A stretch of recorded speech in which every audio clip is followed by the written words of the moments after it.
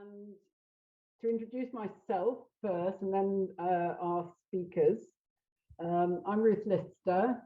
I'm Deputy Chair of the Compass Board, and I was a member, together with two other Labour peers, Larry Whitty and Debbie Wilcox, of the panel that supported Martin Forde in the Forde Inquiry. And we're very, very pleased to welcome today Martin Forde KC. I would want to call him just QC, KC, who led the inquiry. And I think this is the first kind of public meeting that you've spoken at about the report. So it's, Compass is really, really grateful to you for doing this. Then Daniel Levy, who is the president of the US Middle East Project. Jennifer Nadel, who is director of Compassion in Politics. And unfortunately, Francesca Clug can't be here after all, but Clyde Lewis, who we hope is on his way, has very kindly agreed to stand in for her at the last minute. So Clyde is the MP for Norwich South, a good friend of Compass, and hope you will be here soon. So the format is that Martin will speak for about 15 minutes, and then Daniel, Jennifer, Clive will each speak for around 5 minutes each, reflecting on either what Martin has said or on the report or a bit of both. And we'll then open it up to questions and answers, and Lena's explained how that works. I think most people will know by now. There's a Q&A slot at the bottom of the page, and there's also chat. I just wanted to make 2 points really before handing over to Martin, which are perhaps relevant to both the questions and to the chat. First of all, that we very much hope that the, hi Clive, welcome Clive to the party. Very much hope that the debate will be forward looking, in particular, how we can create what one submission to us called a culture of decency, and promote cultural growth in place of the frankly toxic factional monoculture that we found. And I think it's fair to say, and I think Martin would agree, that for all of us on the panel, we saw cultural growth as absolutely key to improving the state of affairs that we found. And linked to that, in a sense, is we hope very much that this approach will be reflected in the debate that we have today. Compass members and supporters will know that we place great emphasis in Compass on how we do our politics. And we hope that the debate today will reflect, and I quote here from our report, the politics of openness, kindness, compassion and generosity. And it's particularly important, I think, when feelings are running high, as we know they are for many people. So that's enough from me. I'll pass over to Martin. And again, thank you very much for doing this for Compass, Martin, and I'm sure everyone is really keen to hear what you've got to say. Thanks. Okay. Well, yeah, good evening, everybody. And I'm delighted to be, and I'm delighted to have a platform because I haven't really had one in the what we now 7 months since the report was delivered. A couple of things I'd like to say about rumours, counter rumours, etc. So the first is that the delay in producing the report was suggested to be in the mainstream media as a result of the fact that the report was being rewritten by the party. In fact, both myself and my 3 panel members, for whose input I'm incredibly grateful for, because they have a lot of political nous, agreed with me that we would embargo the report until shortly before publication. And so the relevant officers, I think, saw the report 2 hours in its final form before it was released on our website. So there was absolutely no interference. The only interaction that I had with the party was really around evidence that they had of the likely source of the leak, which we've dealt with in the report, and we weren't able to reach a conclusion. And timelines was the other thing that we wanted to get right. We also wanted to make sure that our suggestions and recommendations were constitutionally achievable, because I was very conscious as a lawyer that the Chakrabarti report had been criticised for making recommendations which were not constitutionally viable. And then the other important thing, well, the other two important things, one was to make sure that we, as far as possible, and as far as people were able to cooperate with us, interviewed the so-called opposing factions, because it seemed to me that to the point when I got involved, there had been, and this also feeds into culture, two diametrically opposed factions with diametrically opposed narratives. And I was trying to bring a little bit of clarity and objectivity to that. And then the other thing I decided very early on, supported by the panel, was that this was really a report for the membership as well as for the NEC. And as soon as I was appointed, I had a lot of worrying emails from CLP members. Bit of echo.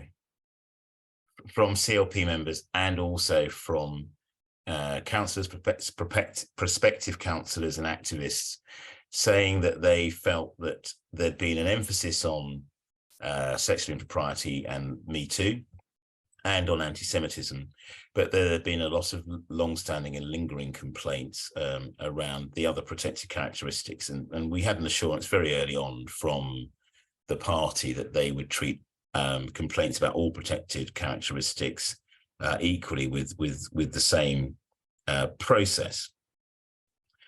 So when we then started to ready ourselves for the report, we drew up a list of people we felt it was vital to interview.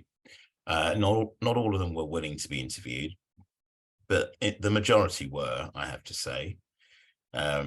We indicated that we would ensure their confidentiality, although there were some people who were not only happy to be named, but the narrative wouldn't have made sense had we named them, and they would have been identifiable in any event. We found, and I know this has been the source of some angst within the party, and we say in our report, talking to the authors of the report, that even though they would probably be categorized as being strong supporters of Jeremy Corbyn, that they themselves as young people, and I find that I've got children of a similar age, were just utterly bewildered by the idea of race or religion being a factor. And they had concluded within the Leach report that there had been a degree of denialism around anti-Semitism. And I think one of the things that has caused the party a problem is that it's very, very difficult to quantify that. And what the pushback I've had has been, you had 1,100 submissions. That's a fraction of a percentage of the membership as a whole, which I think at the time was between 450,000 and 500,000.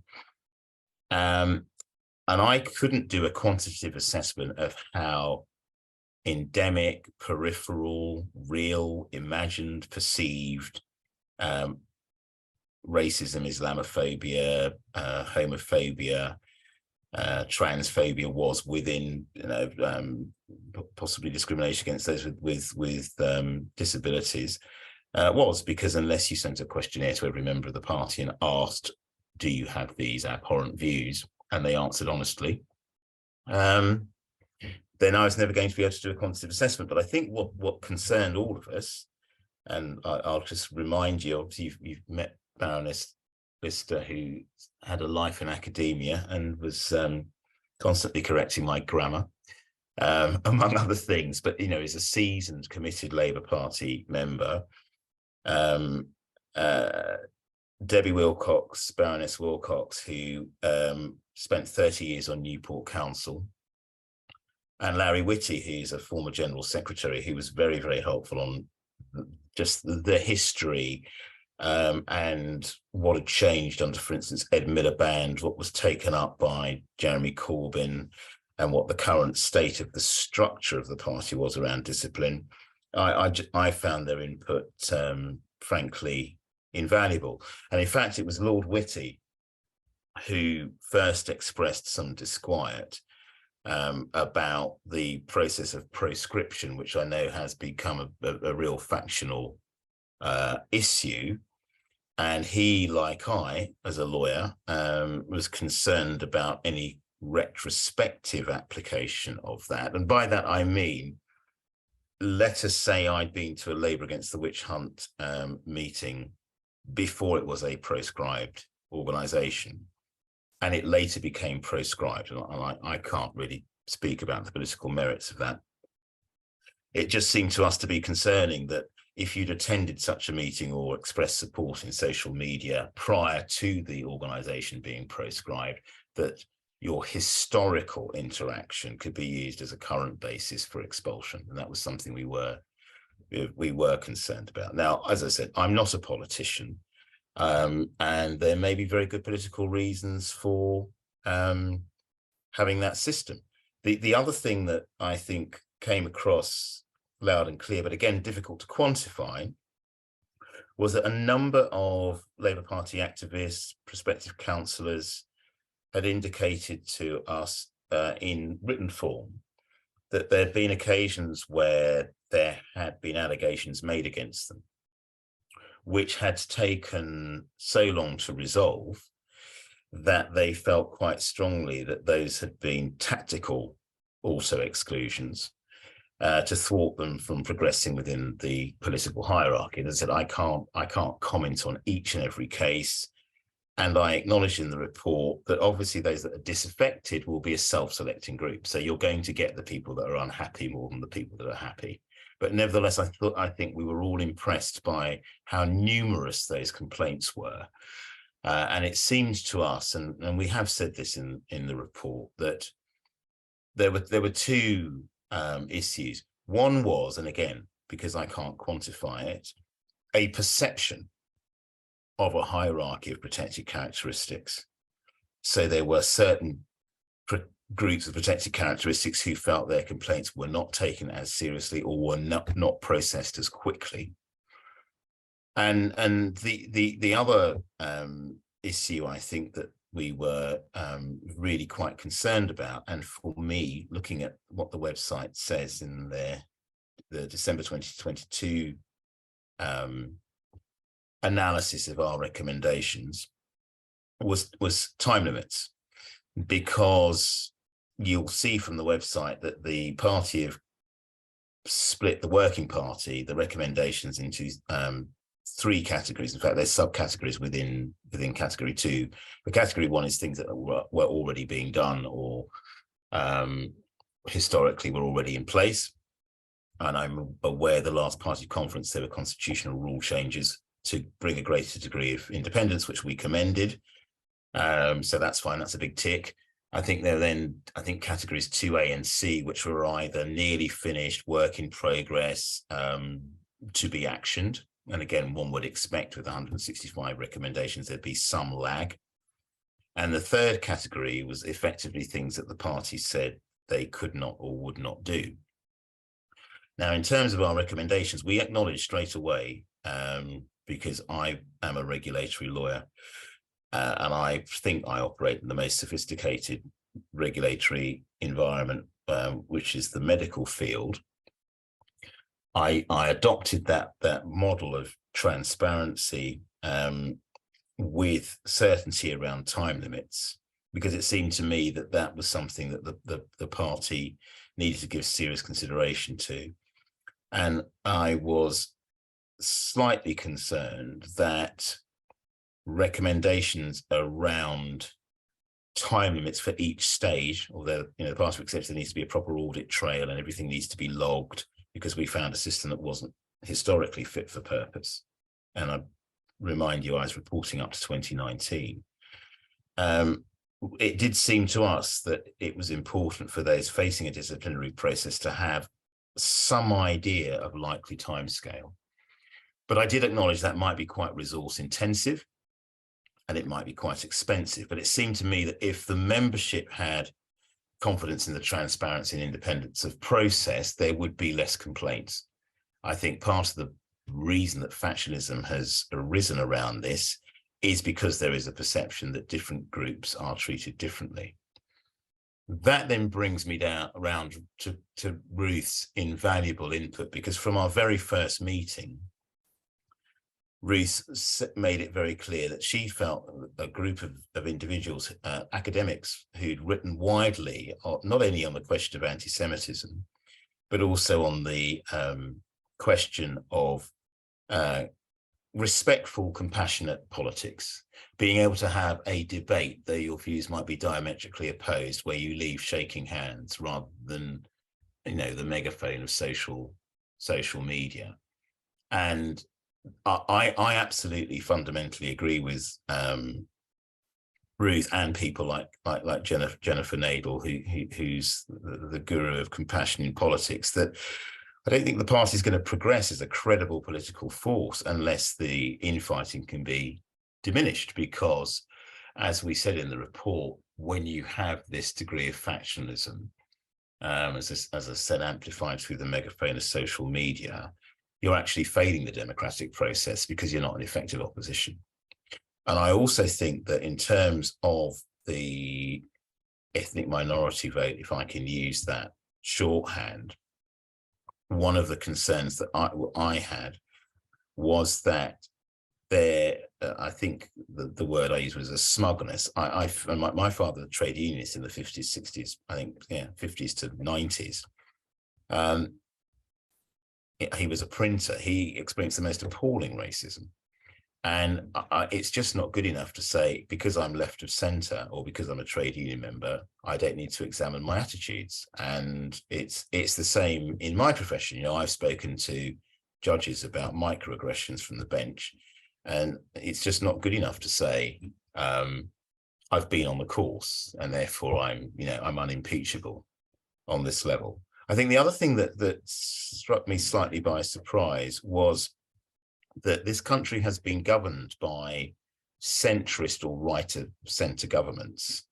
And for those of us from the migrant community, that hasn't been the happiest experience. And so I don't think it should come as any surprise to the party that most of its ethnic minority MPs and councillors and activists are to the left of centre, because they're actually looking for a different model, because the current one, as far as they're concerned, hasn't worked. And they may be right or wrong about their perception, but it struck me that those concerns needed to be taken seriously.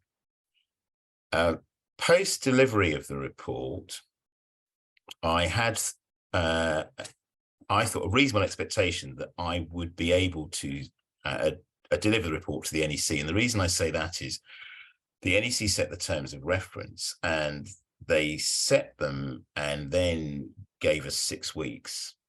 That was never going to be realistic. It took longer than that to appoint some legal support for us as a panel. I then thought it very important, and I experienced this working on the Windrush compensation scheme, to ask the membership, or those that wanted to make submissions, which included trade unions and individuals, what their experience of the party was. Then we had to distill that information, and then during lockdown we conducted several interviews, and there were various hiatuses at various times, which were not the fault of the panel. I would say about 50% of the time, and I know the report took the best part of 2 years, we found it difficult to work because of issues that were beyond our control, and I said that in the introduction. So I think, the 138 pages that we produced in what was realistically a 12-month period, the distillation of the information, we probably interviewed 40 to 50 people. Some we interviewed twice.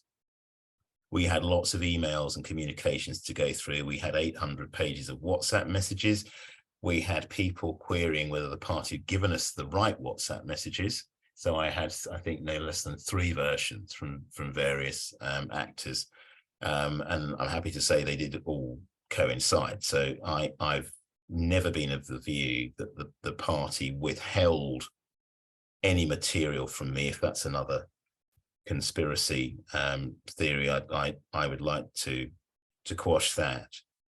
However, I do feel that and I've said this, I know it's caused a bit of a furore. I was a little surprised because I had thought I was going to present to the NEC, that opportunity never arose, and I had been declining media involvement or involvement such as this evening on the basis that, as a courtesy to the NEC, I should present to them and they should ask me any questions that they wanted.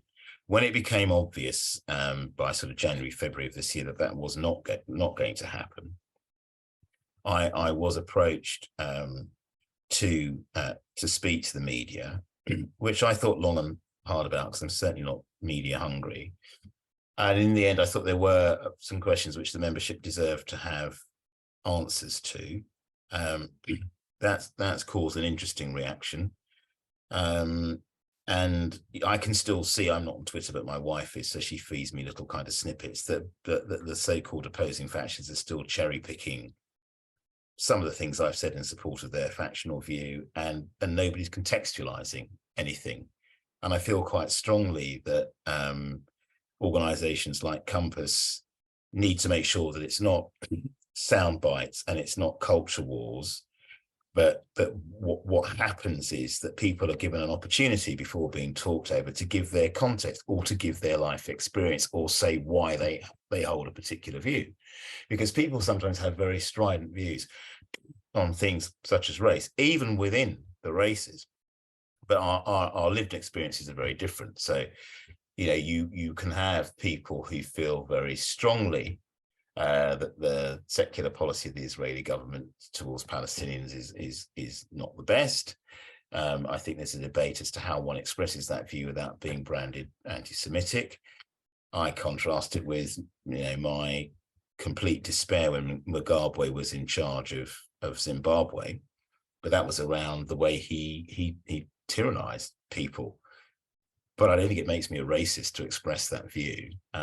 So I think, you know, there has to be a way of criticizing people or objecting to their view without causing offense. And that's what I would hope that a party which claims to be a party of diversity and inclusion would want to be in the vanguard of dismantling any perception of a hierarchy of protected characteristics, a racism within the party, homophobia within the party, transphobia within the party.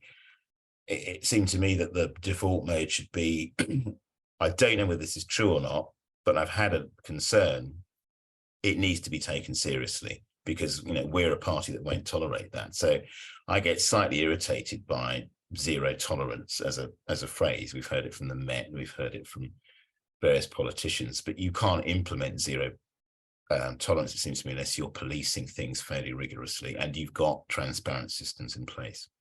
Anyway, I believe my time is up, so I'll hand over to the next speaker.